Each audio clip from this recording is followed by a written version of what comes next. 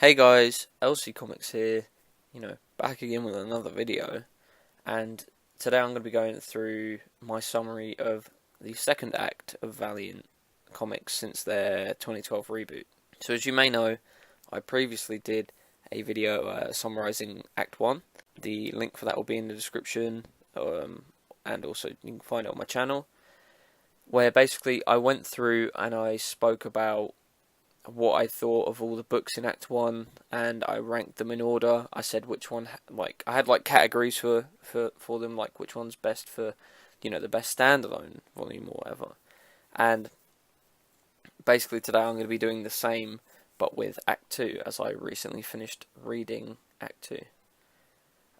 So first off, I will read through just the reading order of the volumes that I went through. So first up is Exo Manowar, Volume 4, Homecoming. Unity, Volume 1, To Kill a King. Exo Manowar, Volume 5, At War with Unity. Unity, Volume 2, Trapped by Webnet.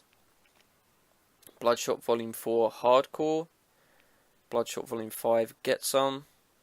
Archer and Armstrong, Volume 4, Sect Civil War. Archer and Armstrong, Volume 5, Mission Improbable.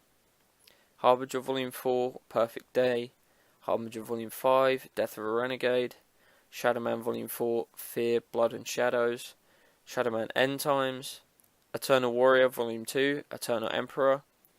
And Rai Volume 1, Welcome to New Japan. So Act 2 is significantly shorter than Act 1, as you can probably tell. The most surprising volume for me, so one that I didn't expect to be as good as it was and enjoy it as much as I did, was Bloodshot Volume 4. This really hit me hard, considering Bloodshot was my least favourite series in Volume 1, and it completely came out of nowhere in in Act 2.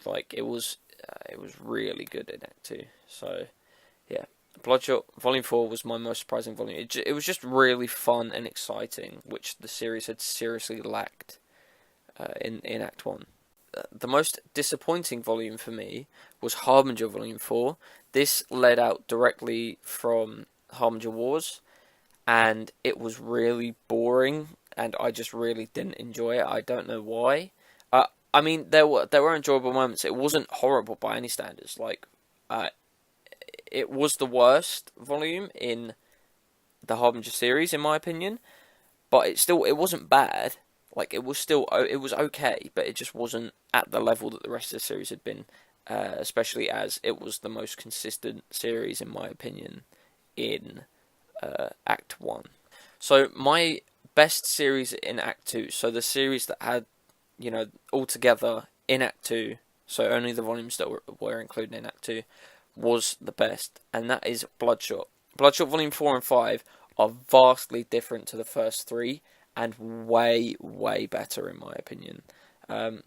If you watched the Act 1 summary, which I suggest you do, you know that I wasn't a big fan of the first three volumes, and Volume 4 and 5 completely flipped that by adding in the hardcore. I really do recommend Bloodshot after Volume 3. The only problem is that you'd have to read the first three volumes.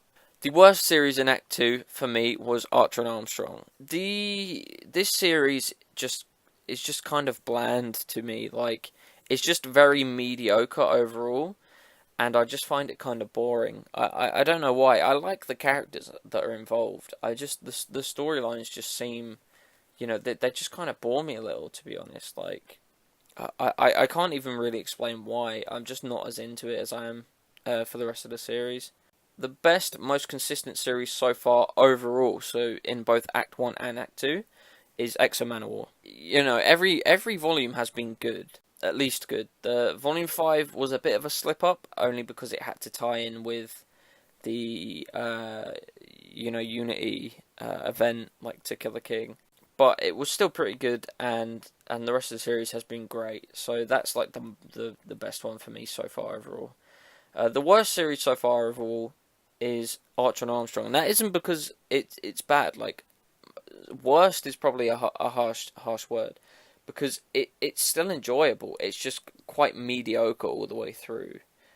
and that's slightly disappointing to me. But it's still a fun read. I'm going to continue to read it because I do enjoy it sometimes. It's just not the best. The best self-contained series would be either Shadowman or Rye.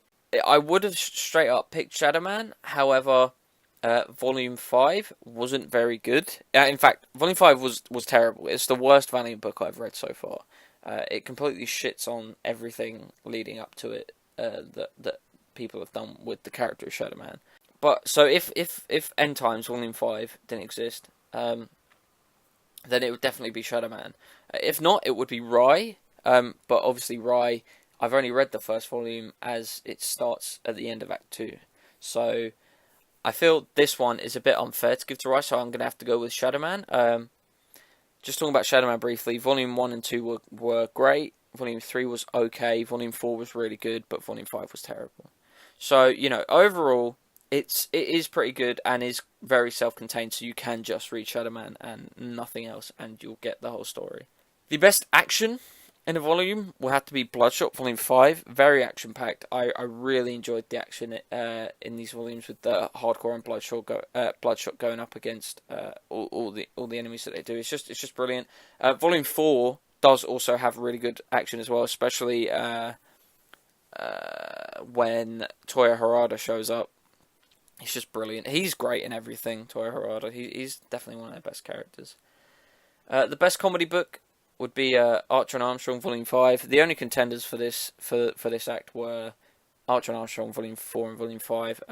Volume 5 takes the cake. It features a crossover with Bloodshot and the hardcore Mission Improbable, which was slightly disappointing. It wasn't bad by any means. It was fun, but it just wasn't amazing. Then last up in the categories, I have best introduction. Now this was between Unity and Rye, and I'm gonna have to go with Unity just because there was a lot that happens in Unity Volume 1, and it brings these characters together and creates this team that frankly I've been waiting to see for a long time, and have now seen it, and it is slightly disappointing, but the whole grandeur of it all, it makes it worth it and makes it a bit more entertaining than Rye Volume 1. So, my ranking of the volumes in Act 2, I will go from bottom to top. So, at 14 is Shadowman Volume 5 End Times. At 13 is Harbinger Volume 4 Perfect Day. At 12 is Archer and Armstrong Volume 4 Sect Civil War. At 11 is Rye Volume 1 Welcome to New Japan. At 10 is Unity Volume 1 To Kill a King. At 9 is Exo Manowar Volume 5 At War with Unity. At 8 is Unity Volume 2 Trapped by Webnet. At 7 is Archer and Armstrong Volume 5 Mission Improbable. At 6 is Shadowman Volume 4 Fear, Blood and Shadows. At 5 is Harbinger Volume 5 Death of a Renegade. At 4 is Bloodshot Volume 5 Get Some and Other Stories. At 3 is Eternal Warrior Volume 2 Eternal Emperor. At 2 is Exo Manowar Volume 4 Homecoming. And at 1 is Bloodshot Volume 4 Hardcore. So, yeah, some surprising ones in there. Like, seeing Eternal Warrior at Volume 3 for me was quite surprising, but that was a really entertaining issue. I realised it didn't really get any nods in the categories section, but Eternal Warrior Volume 2 was really entertaining. It's set in 4001 AD, which is when Rise set in, and I really did enjoy that volume. And obviously, and Exo Manowar Homecoming as well, brilliant, carries on the story directly from Volume 3, of course. So, to finish off this video, I just wanted to talk about the 3 books I'm most looking forward to in Act 3. This is something I'm going to do with all these summary videos from now on. So, in Act 3, I'm most looking forward to Armor Hunters, the crossover which focuses on Exo Manowar mainly, but includes way more of the Valiant universe than any other event has before this. So, more than Harbinger Wars, more than To Kill a King, Unity To Kill a King, and more than Mission Improbable, which was like a small crossover. It includes, Exo Manowar, Unity, Bloodshot, Harbinger, So many characters included in that. With that, there's 6 books altogether. Armor Hunters, the event book. X of Manowar Volume 6, Prelude to Armor Hunters. X of Manowar number 7, Armor Hunters. Unity Volume 3, Armor Hunters. Armor Hunters, Bloodshot, and Armor Hunters Harbinger. So I'm really excited to read that.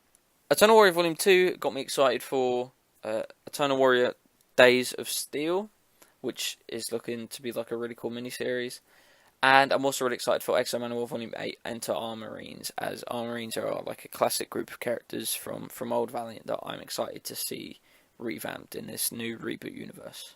So yeah, I want to say thank you for watching to everyone who watched. If you liked the video, leave a like, subscribe if you're new. Make sure you check out the Act 1 video if you haven't already. Tell me what your favourite book in Valiant Act 2 is down below in the comments. My Wordery affiliate link is in the description. Buy anything from Wordery and I get a kickback. Also, my Pop in a Box link is down there. Get 20% off your first order using that link. And yeah, thank you for watching, and I'll see you next time.